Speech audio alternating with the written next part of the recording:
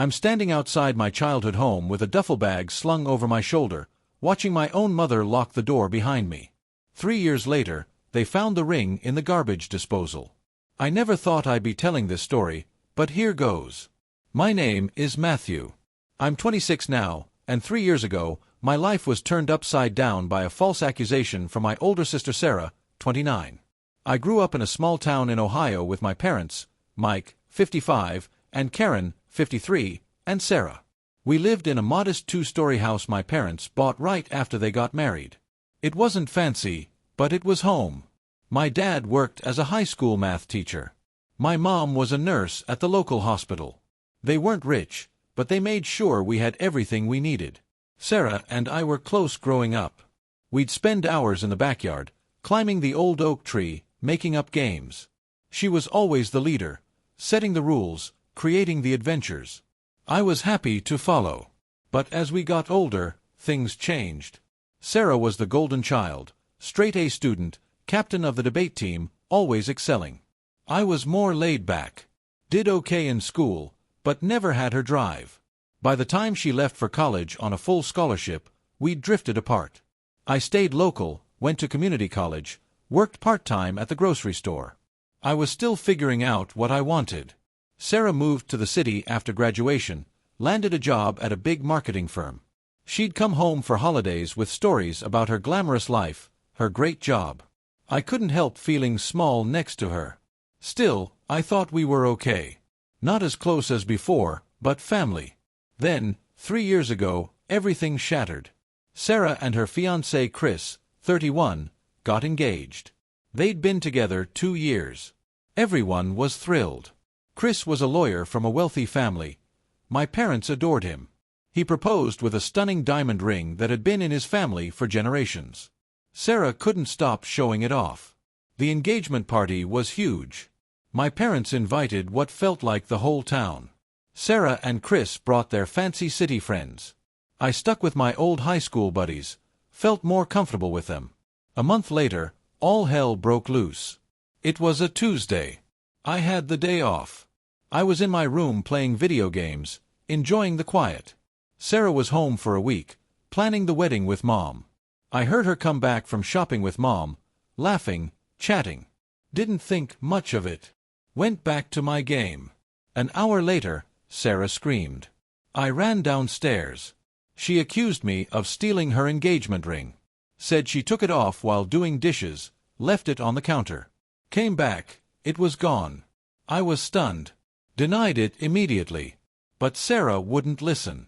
She screamed that I was the only one home. That I was jealous of her success. That I probably sold it to finally do something with my life. My parents came home in the middle of it. Sarah told her version. To my horror, they believed her. Mom started crying, asking how I could do this to my own sister. Dad just looked at me, pure disappointment. They searched my room. Tore it apart. Didn't find the ring. But they found a few $100s I'd saved from work. Sarah pounced. See? He sold it. That's the money. I tried to explain. I'd been saving for months, thinking about taking classes. No one listened. The next few days were a nightmare. Constant accusations. Threats to call the police. I was terrified. Alone. Treated like a criminal in my own home. I reached out to friends. Most had moved away. The few still in town didn't want to get involved. After a week of this, my parents made the decision that broke me. You're out, they said. We can't trust you. You're bringing shame on this family. 2 days to pack and leave. I was devastated. Nowhere to go. My best friend from high school, Jake, 26, had just gotten back from the army. He let me crash on his couch. But his place was tiny. He was still getting settled. I packed what I could, clothes, books, laptop, a few photos from better days. As I walked out, I saw Sarah watching from her old bedroom window. For a second, I thought I saw doubt in her eyes. Then she turned away. Leaving that house, the only home I'd ever known, was the hardest thing I've ever done. I felt betrayed. Abandoned. By the people who were supposed to love me no matter what. And I hadn't done anything wrong. For 2 months, I bounced between Jake's couch and cheap motels. Took any job I could, dishwasher, dog walker, construction. Eventually, I landed a steady warehouse job on the edge of town. Long hours, hard work, but consistent pay. I rented a room in a shared house with other warehouse guys. I started rebuilding. But the pain never left. I'd lie awake at night, replaying it all. How could they turn on me so fast? How could Sarah, my sister, who knew me better than anyone, believe I'd do this? I cut contact completely. They tried reaching out at first. Mom left tearful voicemails. Dad sent stiff texts, "We need to talk." Sarah showed up at the warehouse once. I refused to see her. They weren't my family anymore. For 3 years, that's how I lived. Made new friends at work. We'd hang out after shifts, beer, games, normal stuff. Wasn't the life I'd planned, but it was mine. I'd built it from nothing. Got promoted to shift supervisor. Started online business management classes. I was figuring it out. But the hurt lingered. Every holiday was hard. Seeing families together made me ache for what I'd lost. Then last week, an email from Dad. Subject: "We need to talk." Short message: the ring had been found. Sarah accidentally knocked it into the garbage disposal while doing dishes. Only realized it days ago when it started making weird noises. Plumber pulled it out. Dad said Sarah was devastated. That they'd all been wrong. That they were sorry. Wanted to make it right. I hung up the phone and just sat there. Vindicated. But furious. It took 3 years to find the truth. 3 years I fought alone. 3 years I missed with people who threw me away without a second thought. Now they want me back. Sarah's been calling, texting non-stop, begging forgiveness. I'm at a crossroads. Part of me wants to tell them all to go to hell. Let them live with the shame. But another part misses them. Wonders if we can rebuild. I don't know what to do. Should I give them a chance? Or keep the life I've built, without them? I'm torn. Update 1. It's been a week. Thanks for all the advice. It really helped me process. I decided to meet them. Owed it to myself to hear them out. We met at a small coffee shop in the next town over, neutral ground. I got there early. Picked a corner table. When they walked in, it hit me hard. Mom burst into tears the second she saw me. Older. More gray. Wrinkles around her eyes. Dad looked worn down. Shoulders slumped. Sarah wouldn't meet my eyes. Smaller. Less sure of herself. They all started apologizing at once. Dad said they'd failed me as parents. Regretted it every day. But pride and embarrassment kept them from reaching out. He talked for hours, something he never does. Said he'd replayed those days over and over. How he prided himself on being fair, but let emotion blind him. Mom, through tears, said she'd kept my room exactly as I left it. Hoped I'd come back. Woke up at night thinking she heard me come home. Sarah cried. Said she'd never forgive herself. That she'd always looked up to me when we were kids, even though I was younger. Got so caught up in her own life, she lost sight of what mattered. Memories flooded back. Sarah defending me from bullies. Laughing together. Sharing secrets. It hurt more, but also reminded me of the good. I listened. But I couldn't forgive. Not yet. The pain from 3 years alone was still too raw. I told them I needed time. They understood. Didn't push. Mom wanted to hug me. I stepped back. Wasn't ready. The hurt on her face almost broke me, but I held firm. After, I went home and thought, do I want my old life back? Can I trust them again? Is it worth trying? I realized, I've changed. I'm not the kid they kicked out. I'm independent. Strong.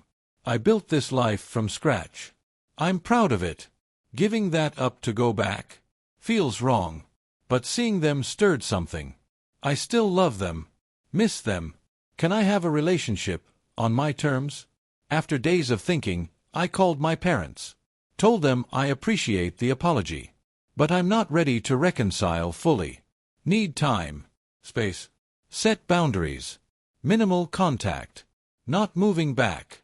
Not pretending it didn't happen. If we do this, it's on my terms. They were disappointed, but said they understood. Mom asked if she could call once a week. I said yes. Small steps. As for Sarah, I'm keeping distance. Her actions hurt deepest. Told her I need more time. She was upset, but said she'd wait. It's been emotional. Some days I wonder if I'm too harsh. Others, I remember how fast they turned, and know I'm doing the right thing. Started looking into therapy. Never done it before. Nervous.